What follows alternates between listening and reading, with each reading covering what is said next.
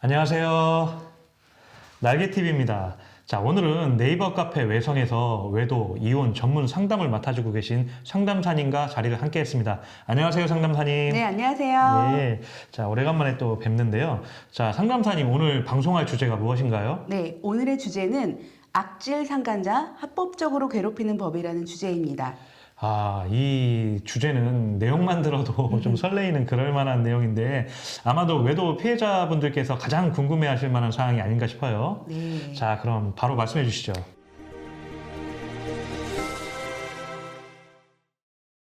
네, 제가 외도 상담을 해보면 외도의 케이스는 정말 다양해요.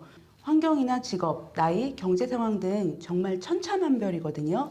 그런데 배우자 외도를 정말 슬기롭게 해결하시는 분들은 공통점이 있어요. 그게 뭘까요? 그건 가장 기본이 되는 자신의 멘탈 관리입니다. 배우자가 외도를 하는 상황엔 솔직히 제 정신을 차리기가 힘들어요. 저와 첫 상담하던 날에는 아내분이 너무 울기만 하시고 뭘 어떻게 하는지 하나도 모르시거든요. 그건 맞는 것 같아요. 저는 아내분 아니라 남자인데도 그 멘탈 관리가 가장 힘들었던 부분인 것 같습니다. 네, 맞아요.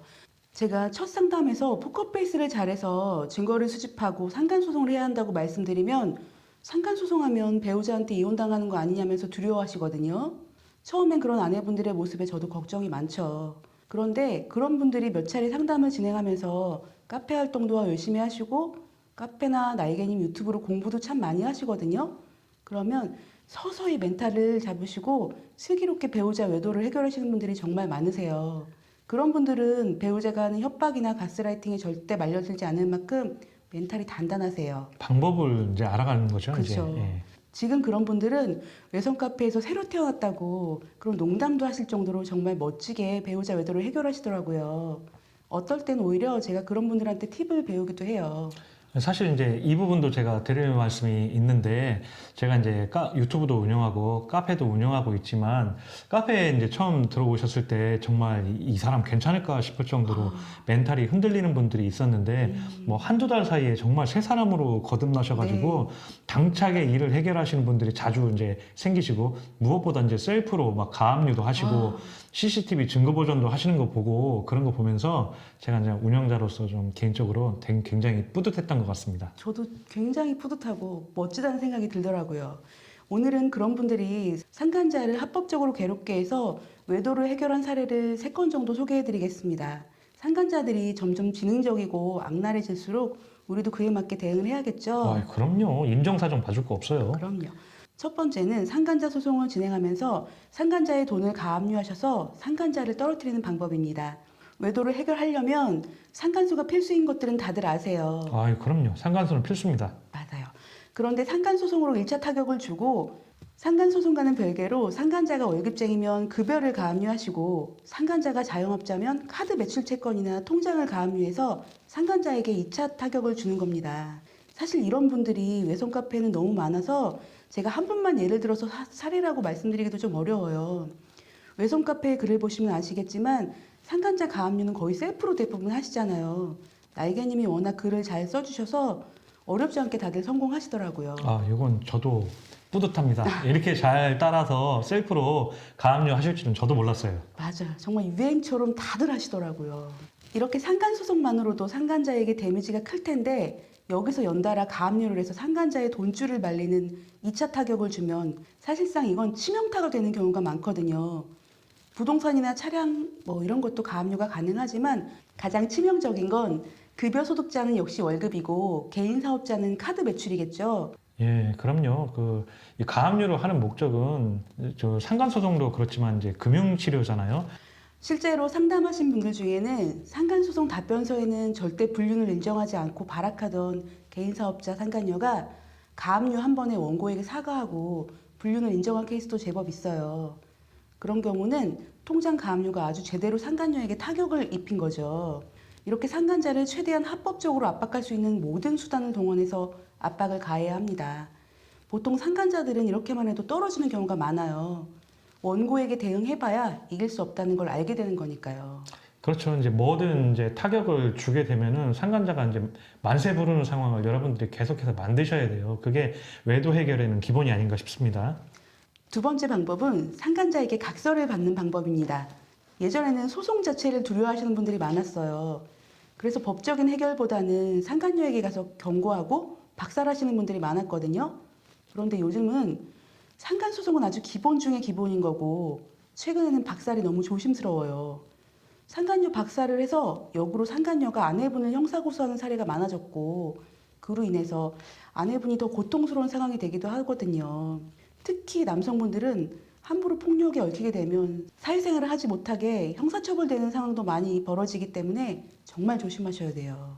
아무 대책 없이 그냥 가서 상간녀 머리 잡고 때리고 욕하고 상간녀에게 가서 개인적으로 응징을 하고 형사처벌 벌금을 내는 시대는 지났어요. 요즘은 상간녀들도 지능화되어서 오히려 그 사건으로 아내분들을 고소하고 상간소송에서 판결금을 대폭 감액해달라고 주장하거나 상간소송 조정 때 원고에게 딜을 하는 경우도 많거든요.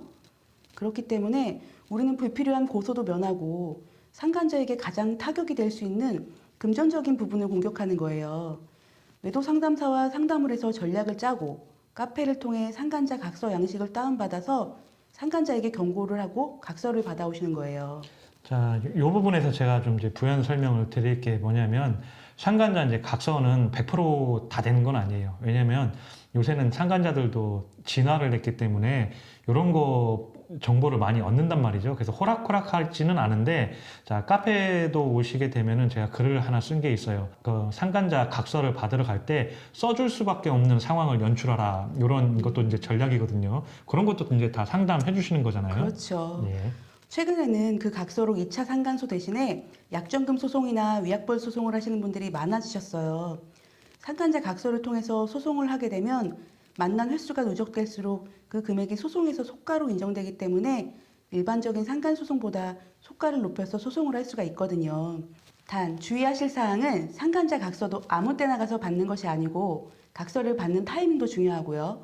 보통 증거 수집이 모두 완료되어 1차 상간 소송 전에 상간 소장은 송달되었으나 상간자에게 도달되기 직전이 가장 각서를 받는 적기입니다. 소송 중에 함부로 행동하시면 절대 안 됩니다. 그래서 상담은 바로 진행하는 것이 가장 좋아요. 상간자에게 대응할 시간을 주지 않고 미리 상간자를 올감할 방법을 강구한 후에 상간소송에 임하시는 것이 가장 현명한 방법입니다. 자, 요거 얼마 전에 카페에서 회원님이 질문을 하셨어요. 상간녀를 박살 내러 가고 싶은데 소송하기 전이나 할까요? 아니면 소송하고 나서거나 할까요? 이렇게 질문을 해주셔서 제가 짧게 답변 드렸습니다. 상간자 소송 전은 무방비, 상간자 소송 후는 도끼가 바짝 오른 상태. 자, 어떤 게 나을까요? 요거는 여러분들이 직접 생각하시면 금방 답을 아실 것 같아요. 네. 세 번째는 가장 악질인 상간자에게 쓰는 방법입니다. 상간소송을 해서 원고가 승소했음에도 판결금을 입금하지 않고 여전히 잘 먹고 잘 사는 상간자에게 쓰는 방법인 채무불이행자 명부에 등재하는 방법입니다. 이 경우는 상간소송 판결을 받고도 6개월이 지나도록 판결금을 입금하지 않아야 한다는 전제 조건이 붙어요. 그런 악질 상간자에게 사회활동을 할 수 없게 은행 거래, 신용카드, 대출, 휴대폰 개통, 취업 제한 이런 것들이 제한이 되도록 타격을 하는 거죠. 이런 경우는 경제활동을 하는 젊은 사람에겐 치명타인 경우가 많아요. 제가 아주 예전에 상담하신 분인데 상간남이 판결금을 입금하지 않아서 정말 마음고생을 많이 하셨거든요. 결국 상간남은 채무불이행 명부에 등재하셨고 상간자를 신용불량자로 만들었는데 상간남이 판결금도 입금을 안 하고 내 배우자를 계속 만나서 급기야 내담자 아내가 가출까지 해서 결국 이혼을 하셨고 이혼하는 과정에서 이사를 나오면서 주소도 바뀌고 전 배우자 연결된 사람들과 단절하려고 휴대폰 번호도 변경을 하셨어요. 그러는 사이에 둘이 영원할 것처럼 동거까지 하던 상간남과 내담자의 아내는 막상 동거를 해보니까 능력 없는 상간남한테 드디어 콩깍지가 벗겨져서 둘이 싸우고 금방 관계가 정리되었거든요. 박수 타임이네요, 이거는. 상간남이 수중에 돈이 떨어지니까 취업도 알아보고 대출도 알아보고 했는데 취업도 안 되고 대출도 안 되는 상황이 벌어진 거죠. 그런데 상간남이 돈을 갚고 채무불이행 명부 말소를 하고 싶어도 제 내담자분의 주소도 전화번호도 계좌번호도 다 알 수가 없었던 거예요. 상간소송을 할 때 소장의 주소는 이미 이사를 했고 전화번호도 다 변경을 했으니까요. 그 상간남은 취업도 못하고 대출도 못하고 수중에 돈도 없으니 상간남 부모에게 SOS를 한 거죠. 상간남의 부모는 제 내담자에게 돈을 주고 싶어도 줄 방법이 없으니까 결국 변호사를 선임해서 법원을 통해서 제 내담자분을 찾으셨어요. 사필 규정이네요. 그렇죠. 제 내담자분이 변호사 사무실을 통해 연락을 받았는데 상간남이 괘씸해서 일부러 계좌번호를 알려주지 않으셨나 봐요. 물론 계속 계좌번호를 안 알려줄 수는 없으니까 나중에 상간남과 상간남 부모까지 제 내담자한테 사과할 의향이 있다고 해서 결국 만나서 상간남 부모에게 사과도 받고 상간남에게도 사과를 받으셨어요.